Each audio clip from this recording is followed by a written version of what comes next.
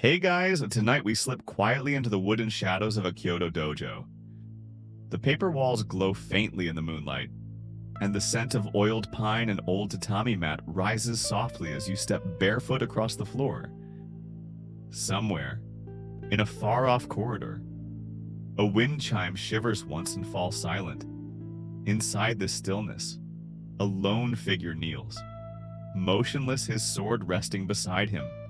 Untouched but never far. You've entered the strange, slow world of a samurai night.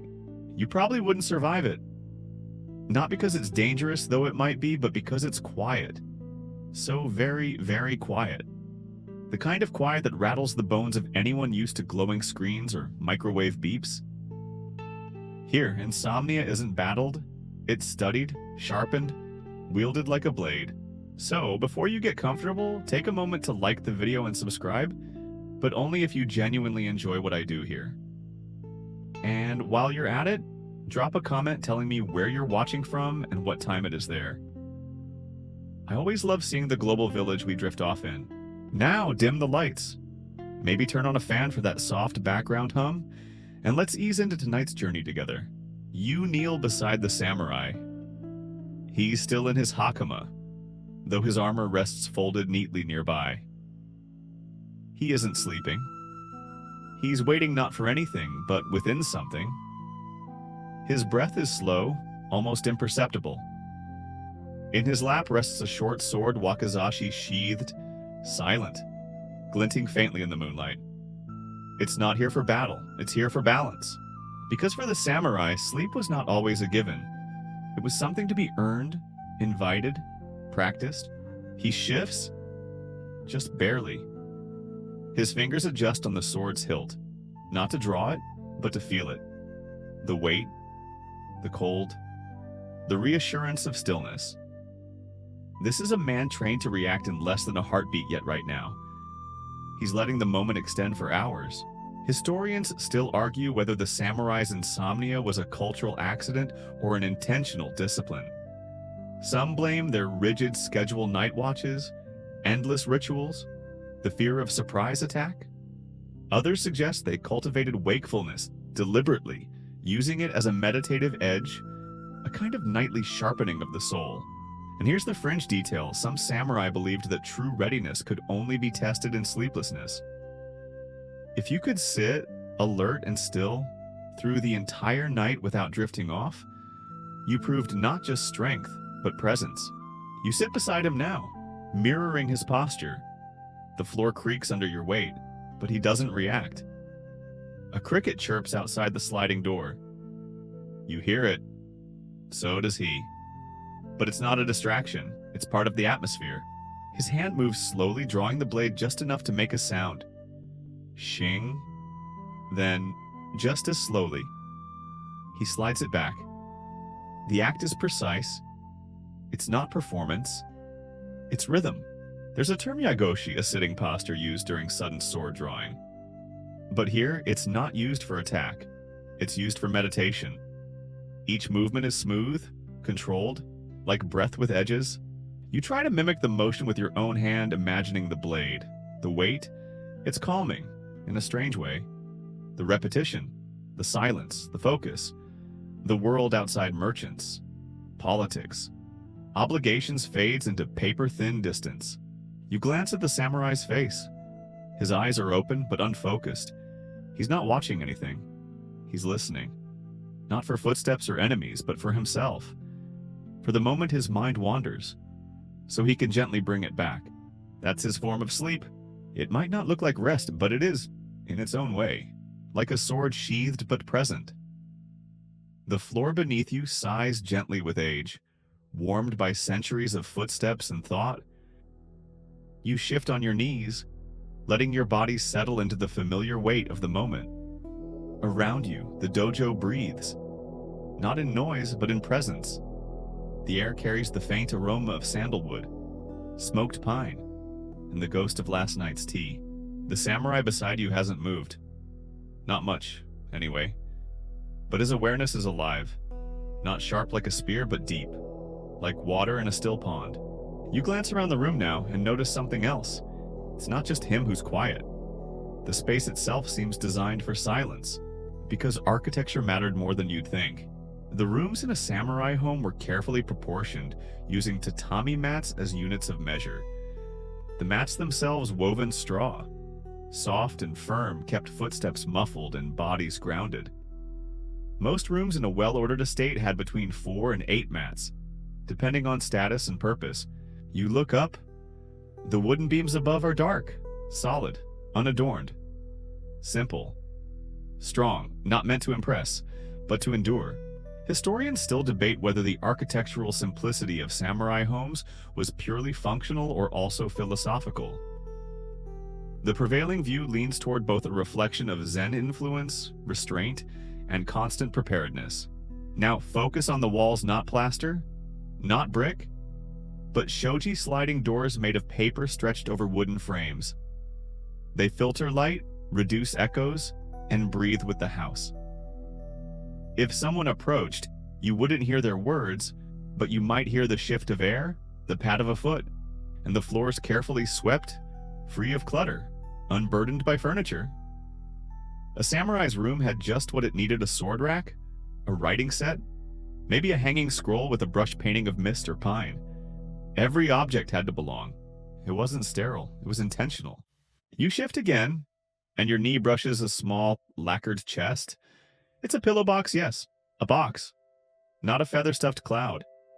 Some samurai preferred wooden headrests, lined with cloth, to prevent hair from becoming disordered during sleep. Why? Because waking ready was part of the discipline. You begin to see the logic. If your body rests too deeply, your sword arm might forget its readiness. If your mind wanders too far, a threat might slip in with the breeze. Even dreams were meant to be measured. A creak behind the wall catches your ear. The samurai doesn't flinch, just exhales slow and low. Probably a house cat, or the wind shifting the rafters. But even the act of not reacting is trained. Now look closer, the floorboards don't run straight. They follow a specific pattern called yokogumi, designed to guide the eyes gently and create balance in the space. The walls don't shout, the ceiling doesn't lean. Everything is calm. Still, not static. You close your eyes for a moment, trying to absorb the silence. And suddenly, you hear more than you expected. The rustle of a tree outside, the faint drip of rain off a bamboo eave, the breath of the samurai beside you. This isn't emptiness. This is attention. You wonder what it would be like to live in such a space full-time, no buzzing lights, no glass screens, no clocks blinking 3 marawabu in neon blue. Just the slow unfolding of time across reed mats and shadow. You glance back at your companion. His hand is resting gently on the pommel of the sword again. Not gripping, just touching. A habit so ingrained it feels like breathing. And maybe that's the point. In this house, built for stillness, sleep isn't about shutting down. It's about attuning. You adjust your breath again. A little slower, a little deeper, and suddenly the night feels quieter and closer. The shadows in the room have shifted slightly. You notice the faint silver of moonlight now resting across the floorboards in a long, diagonal stripe. It moves slow as syrup, stretching quietly from wall to wall. You follow it with your eyes, your breathing still matching the rhythm of the samurai beside you. He hasn't spoken a word. He hasn't needed to, because this is the hour of stillness. A practice not just of silence, but of discipline. In the samurai tradition, being still wasn't just a luxury, it was a form of control, a nightly return to mastery over the self.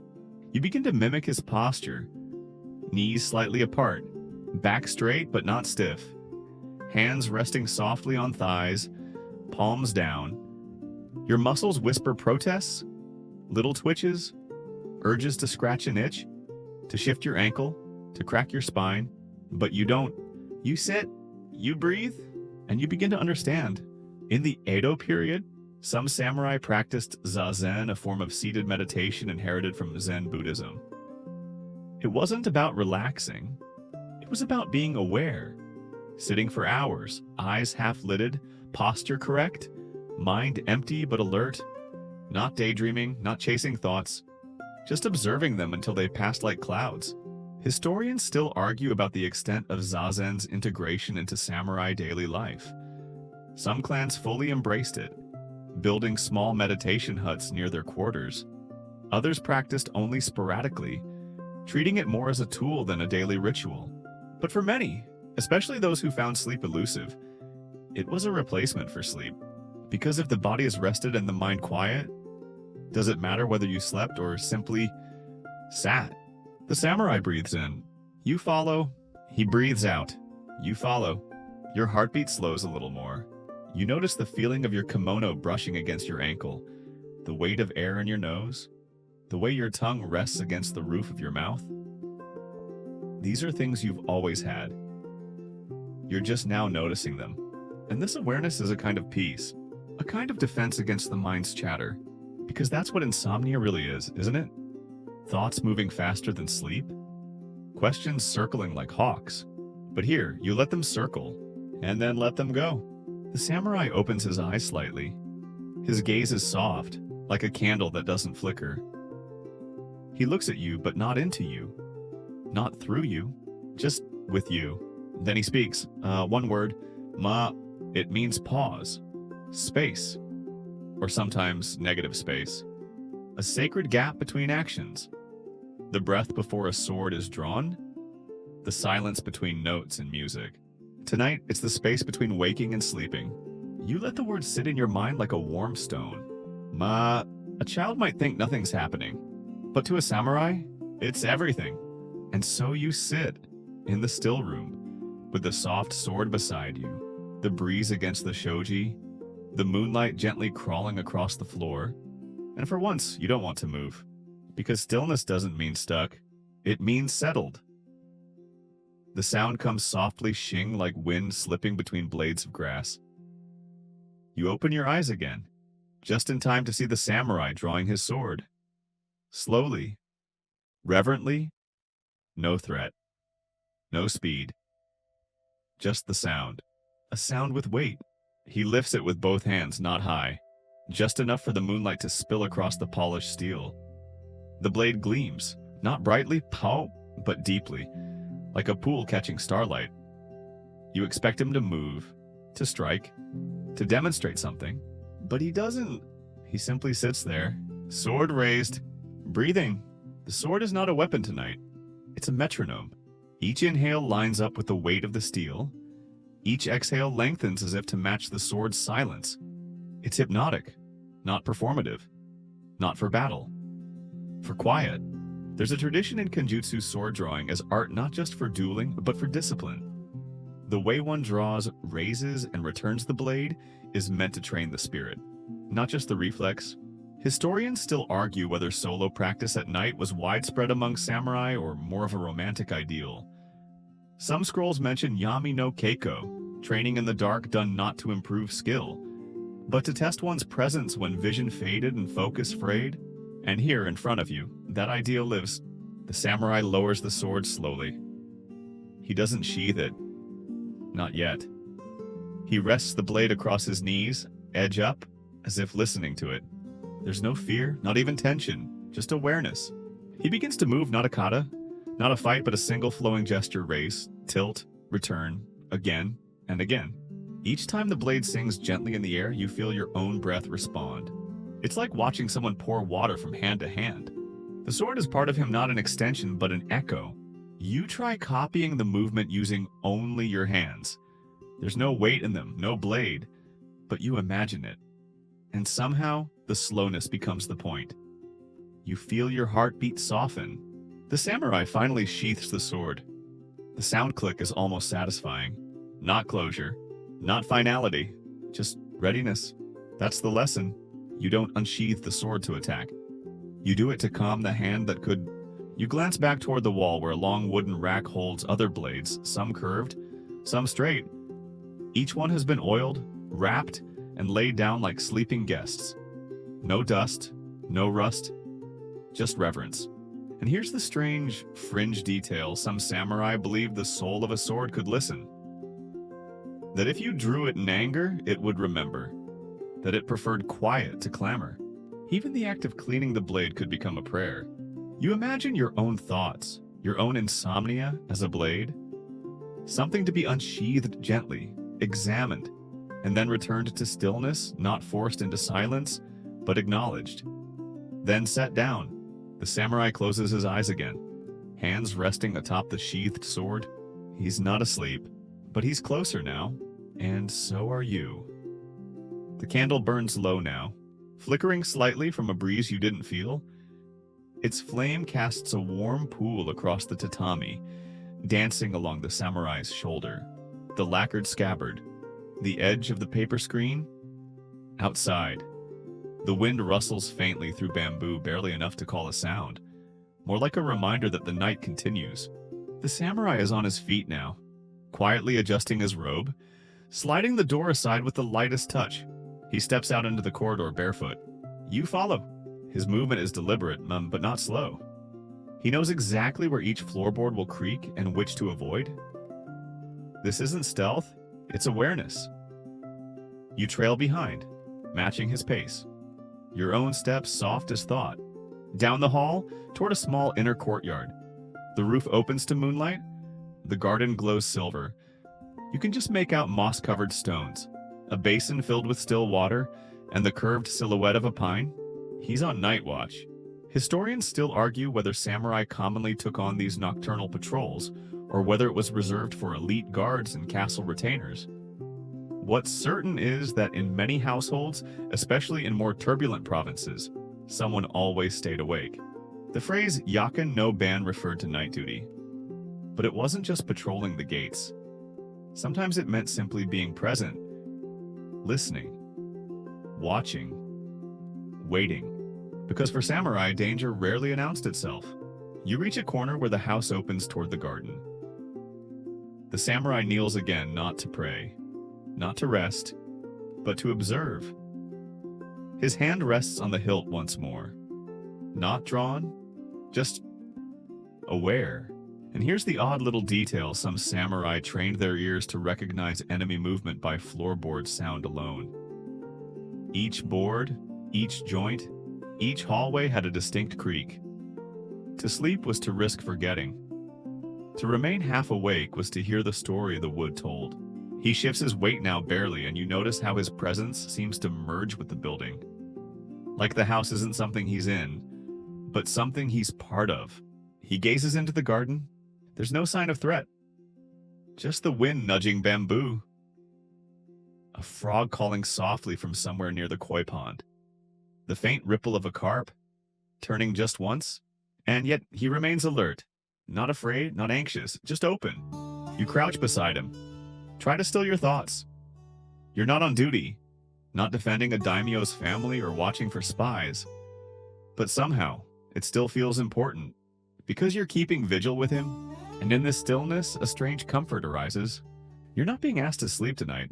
You're being invited to guard the silence. He places a hand on a smooth stone, still warm from the day. A reminder that even in darkness, warmth remains. You both sit there, listening not for anything specific, just listening. You hear the sound of your own breath now, and maybe, just maybe, it's enough. The moon has slipped further west, trailing its glow behind the roof lines and letting shadows stretch long across the wooden veranda. You follow the samurai as he stands once more, moving with the kind of grace that only comes from endless repetition. His footsteps return to the inner hall, passing beneath a scroll that reads simply, Mu Nothingness. It's not an empty idea. It's a presence of stillness. And tonight, it seems to guide everything. He enters a small side room. You pause at the threshold. Inside, there's a low table, 2 lacquered bowls, a bamboo ladle, a kettle nestled over a tiny flame. This isn't a grand tea room. It's simpler, more intimate. This is tea for 1, maybe 2. He gestures for you to join him. And you do. Samurai across centuries took tea seriously, not as a social event, but as a ritual of clarity. The tea ceremony, or chanoyu, wasn't about drinking. It was about remembering presence. In this case, calming the body, settling the spirit, and yes, helping a mind find sleep. Some practiced formal ceremonies with ornate steps, seasonal scrolls, and precise etiquette. But others, like this one, preferred the quiet version: water, fire, bowl, breath. You sit opposite him, and he doesn't speak, he simply moves. He lifts the ladle, pours hot water into the bowl, stirs gently with the bamboo whisk. The steam rises in slow spirals. The scent is earthy, green, almost sweet. Historians still argue how widespread tea practice was among lower-ranking samurai. But among those who could afford the time and materials, late-night tea was considered both spiritual and medicinal, matcha's slight bitterness grounding the senses, its warmth inviting stillness. He hands you the bowl. You cradle it. Not too tightly. Just enough to feel the warmth seep into your fingers. You sip. The taste is vivid but gentle, and it doesn't wake you. It anchors you. The samurai sips his own bowl, eyes half-lidded. You notice a slight smile, not joy, not amusement, just contentment. Like the bowl fits his hand exactly. Like the silence fits this hour. Nearby, a wind chime ticks once. You hear a drop of condensation fall from the eaves. And then the samurai speaks. One word. Chinmoku. Silence. But not the awkward kind. The kind that holds weight. In tea philosophy, it's said that silence is one of the 4 virtues, along with respect, purity, and tranquility. You glance down at your bowl, there's only one last sip left. You take it slowly. Let it rest on your tongue. Let it fade. He collects both bowls, washes them with practiced care, dries them on folded cloth. Nothing flashy, but everything deliberate. Even this small act, in the middle of the night, becomes part of his armor, not the kind made of plates and rivets, but the kind made of attention and ritual. You return to the hallway with him. Your mind feels softer, less full and more spacious. You're not thinking about dreams or problems, or even sleep itself. Just the next quiet moment. And in the world of the samurai, that's more than enough. The tea has settled in your stomach like a warm stone anchoring, not heavy. The night air feels different now. Not colder, not warmer, just quieter. As if the house, the courtyard, the stars themselves have shifted to a slower rhythm. You follow the samurai once more, this time to a room you hadn't noticed before. It's smaller than the dojo, lined with scrolls, a low writing desk, and a single candle. At the center rests an open book bound in rice paper, covered in careful brushstrokes. This is the pillow book. But not the famous one by court ladies. This one belongs to the sword. Samurai often kept private journals, not just records of battles or family events, but reflections, philosophies, and strangely dreams, or in the case of some, lack thereof. You kneel beside the desk. The samurai dips his brush in ink and writes slowly, right to left. You can't read the kanji, but you can sense the rhythm steady, balanced, graceful. He's not composing poetry or war stories. He's transcribing his nightly observations. What did the wind sound like? How many steps creaked? Did the tea calm the hands? Some entries are practical, others read like riddles. Historians still argue about the use of these sleep books. Some believe they were manuals for sword testers katanakaji who evaluated blades under moonlight. Others say they were simply mindfulness journals, meant to tether thought before bed. And here's a strange fringe detail. Some samurai believed a sword's behavior could shift depending on the emotional state of its owner. Calm owner, calm blade, agitated owner, unpredictable steel, hence the writing. A quiet way to drain turbulence before it reached the edge of the sword. You watch as he finishes a line and then pauses. The brush hangs midair for several seconds before touching paper again. He doesn't write quickly. He listens between lines. For what memory insight, or just the pulse of his own breath? On a nearby shelf, you spot a bundle of old writing scrolls tied with silk. Annotated in the margins, one reads, "A blade unused may still teach. A pen unwielded may still cut." You don't know if he wrote that, but you believe it. He finishes the entry, dabs the page with fine paper, closes the book gently. Then he sets the brush down, not on the table, not in a pot. He places it precisely on a folded cloth, as if even the tools of writing deserve rest. He sits again, legs folded beneath him, eyes closed. And for a long while, he doesn't move. Neither do you. The candle flickers once, bends, then stills. You listen to the ink drying, and in this moment, you begin to understand something that doesn't quite have words. Writing wasn't a way to fall asleep. It was a way to prepare the soul not to need it. The samurai's eyes open slowly, and you rise alongside him, stepping into a narrow hallway framed by sliding shoji doors. Outside, the gentle hum of the night surrounds you, the rustle of bamboo leaves, the faint croak of a frog near a koi pond, the distant murmur of a mountain stream. You pause at the edge of the garden, where lantern light barely touches moss-covered stones and twisted pine branches. This garden is not for show. It's a sanctuary, a living meditation. The samurai's hand brushes along a bamboo rail, steady and sure. He points silently toward the sound of the wind threading through the leaves. Kaze, he murmurs wind. Nature is never background here, and it's part of the ritual of calm.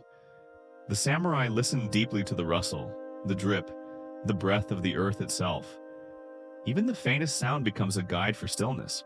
Historians still debate how much samurai consciously used nature to aid sleep and meditation. Some say it was incidental, others insist it was essential, rooted in Shinto reverence and Zen awareness.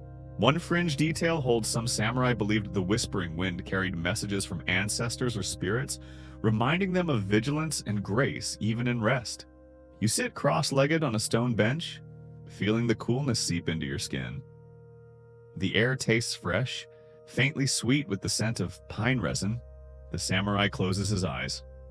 His breathing slows further, syncing with the rhythm of the garden.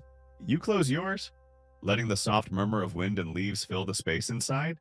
This is sleep without sleep, a moment where body and mind merge with the world, quiet and undisturbed. The night stretches like silk, and the garden listens. You awaken to a faint glow spilling through the rice paper screens, soft and golden. The day creeps in quietly, unhurried and respectful of the night's stillness. The samurai beside you stretches slowly, each movement deliberate, like water flowing over stones. The morning ritual begins. You watch as he moves to a low wooden chest and pulls out a simple wooden box filled with fine oil and a soft cloth. Tonight's sword maintenance is about to begin. For samurai, caring for their blade was not just practicality, it was meditation in motion. Polishing the steel until it gleamed like water was a way to calm the mind, focus the senses, and honor the weapon's spirit. You see his fingers move carefully, applying oil in smooth, even strokes. The scent of camellia oil fills the room, a subtle floral fragrance, both grounding and uplifting. Historians still argue whether these nightly rituals were widespread or reserved for elite samurai with leisure time. Some records hint at ceremonial cleaning before battle. Others suggest it was a quiet habit to soothe restless minds. And here's an unusual belief: some samurai felt their swords carried memories of all they had seen. A dull blade was a troubled blade, while a shining one was a calm companion.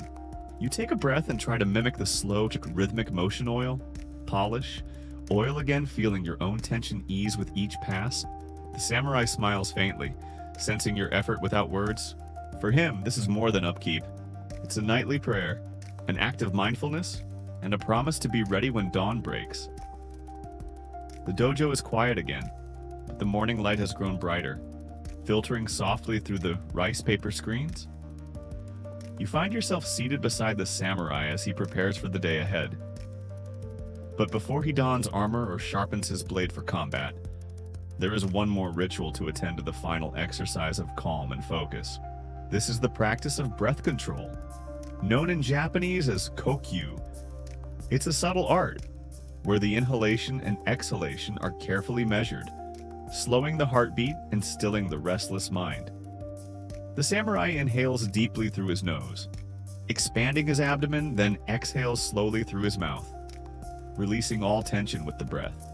You follow along, feeling the rhythm ripple through your body. The world seems to pulse in time with the breath, a slow, steady beat that promises peace even in wakefulness. Historians still debate the extent to which breath control was formalized in samurai training. Some argue it was an essential part of their martial discipline, while others see it as a more spiritual practice influenced by Zen meditation. A curious note: some samurai believed that by mastering the breath, one could delay fatigue and even ward off the effects of insomnia. They claimed the breath was a bridge not only between body and mind, but between the living and the spirit world.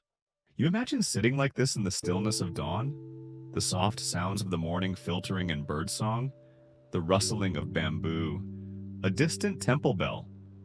It's a world apart from the noisy chaos of modern life. You realize that the samurai's nightly rituals weren't just about fighting or survival. They were about cultivating a profound sense of presence and peace that carried into every waking moment. You breathe in again and slowly breathe out. The day has begun, but the night's calm still lingers. The morning deepens and you follow the samurai outside into a small courtyard garden framed by meticulously raked gravel and carefully pruned bonsai trees. The air is crisp, carrying the faint scent of pine and earth. Here, movement returns but stillness remains. The samurai draws a wooden practice sword bakken from its resting place. Unlike the gleaming steel of his katana, this sword is simple, unadorned. But tonight, it's no less important. He begins slow, precise movements, cuts, blocks, strikes, each one deliberate, each one measured. This is quiet swordsmanship, a form practiced not for battle, but for focus and calm. You try to match his movements, feeling the weight of the wooden blade as it slices the air. The practice isn't about power or speed, but about presence, being fully in the moment with every breath and motion. Historians still argue whether such late-night exercises were common or reserved for the most disciplined warriors. Some believe the quiet, repetitive nature of the practice doubled as a form of moving meditation, easing the mind toward rest. One lesser-known detail: some samurai used these sessions to cultivate mental discipline, imagining their opponents as worries or fears, which they gently but firmly cut away. The samurai moves gracefully across the garden's gravel, his bare feet silent. The moonlight catches the edges of his robe, lending him an ethereal glow. As the practice winds down, he returns the bakken to its place and bows silently to the garden, the trees, the night. You breathe deeply, feeling the calmness settle within you. For the samurai, even movement can become a pathway to stillness. Night returns, folding over the courtyard like a soft black cloak sprinkled with stars.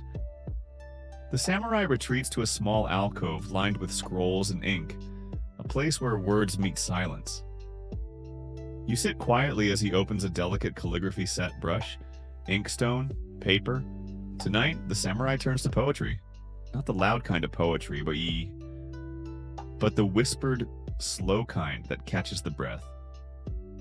He dips the brush and begins to write, each stroke careful, deliberate, a meditation of ink and meaning. His words speak of moonlight on bamboo, the whisper of silk against skin, the gentle pulse of the heart. Historians still debate the role of poetry in samurai culture. While many saw it as a sign of refinement, some believed it was a way to discipline the mind, focusing restless thoughts into beauty. A curious practice was to write haiku before sleep, brief verses capturing fleeting moments of peace or tension. It was said to help calm the restless spirit and invite dreams that spoke in riddles. You listen as he recites quietly, voice low and even. The sound of the language rolls softly like a stream. It feels like a lullaby. And here's the strange truth for a warrior accustomed to steel and silence: words could be as sharp and as soothing as any blade. You close your eyes and let the poetry wash over you. For tonight, the sword rests, and the poem guards the soul. The samurai rises from the scroll-strewn alcove and steps into the cool night air, where the scent of wet earth mingles with distant incense. He moves slowly toward the garden pond, its surface smooth as glass, reflecting the star-speckled sky. You follow quietly, sensing the unspoken ritual about to unfold. At the water's edge, he kneels and dips his hands gently into the pond, sending ripples outward, soft, deliberate waves disturbing the stillness. This is the practice of cleansing, not just of body but of spirit. Water has always held profound symbolism in Japanese culture: purity, renewal, and calm. For the samurai, washing away the day's weight was a necessary prelude to rest, a way to release tension and prepare for sleep. Historians still discuss how these rituals varied between regions and ranks. Some accounts describe elaborate ablutions with warm water and scented oils, while others point to simple, mindful acts like this one. A fascinating detail: some samurai believed that water could wash away bad dreams or restless spirits, purifying the mind for peaceful sleep. It wasn't just superstition, it was a practiced faith in the elements. He stands now, hands dripping, eyes closed as he breathes deeply, the pond mirroring his stillness. You breathe with him, and for a moment, the world seems to pause. Not because the night is silent, but because you both are, ready to rest, in your own way. The samurai returns to the inner chamber where a low futon awaits on the tatami floor. He prepares his bedding with quiet care, unfolding each layer slowly and precisely, smoothing the fabric like a ritual.